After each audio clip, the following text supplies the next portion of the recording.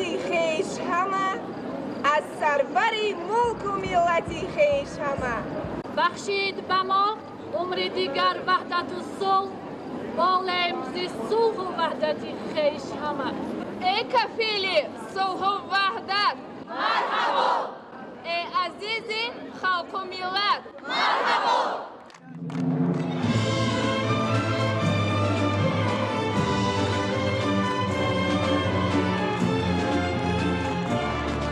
مقیمی کشوری دایم بهارم رضا از هدیه پروردگارم رضا از پیشوای جان نثارم همه فرزند با ننگ دیارم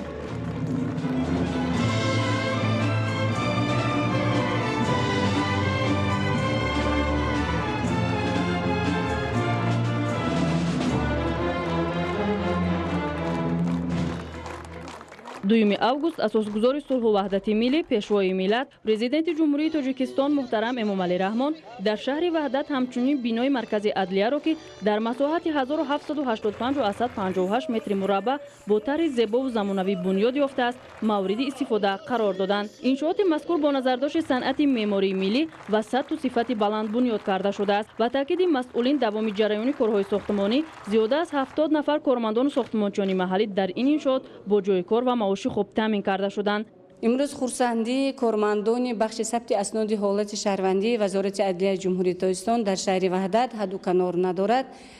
زیرا خیلی که دیده استادید با اشتراک جناب عالی محترم امامعلی رحمان این بنا افتتاح یافت، یعنی مرکز عدلیه در شهر وحدت و این در اساس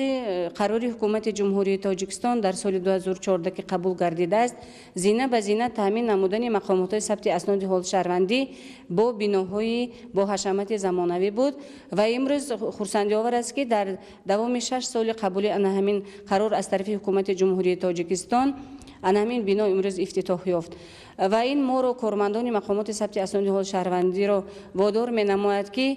سری وقت برای اجرا نمودن مراجعت شهروندان تمام کوشش و غیرت خود را صرف نماییم و ما حکومت جمهوری تاجیکستان پیش از همه پیشوای معظم ملت را باور میکنیم که ما سزاوار باوری انمین پیشوای ملت میگردیم و حکومت جمهوری تاجیکستان میگردیم که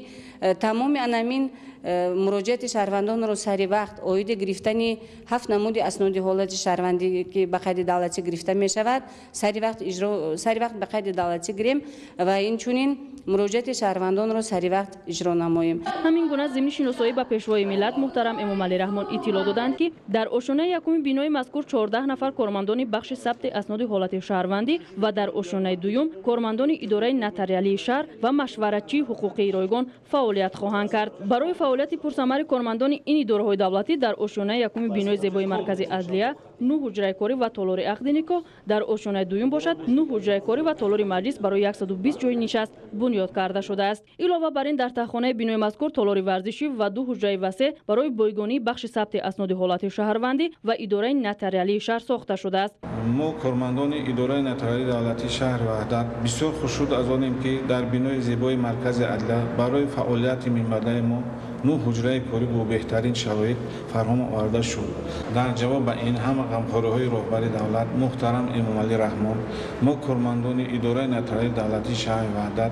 کار خود را در سمت بررسمی‌داری زیاده از 27 عملیات‌های نتاریالی در سطح ضروری انجام دهیم. در آخر منتداری کارمندان اداره نتاریالی دولتی شهر وحدت را به پیشوای ملت محترم امامعلی رحمان می‌رسانیم. پیشوای ملت محترم امامعلی رحمان ضمن بازدید به سطح و صفت کارهای ساختمانی بهای بلند داده با مسئولین برای خدمترسانی خوب و سری وقتی در سمت به قیدگیری ثبت اسناد حالت شهروندی در شهر وحدت دستور سپارش‌های مشخص دادند. پیش از همه ما شکرگزار هستیم که در چنین یک دوران صلح و صلاح در چنین یک دولت دموکراتیک حقوق بنیاد زیر سیاست خردمندانه، عاقلانه، صلح پرورانه و بنیادکارانه و سازندگی پیشوای معظم ملت کار و فعالیت داریم. باعث خرسندی است که خوشبختانه در شهر وحدت یک بنای نو زمانوی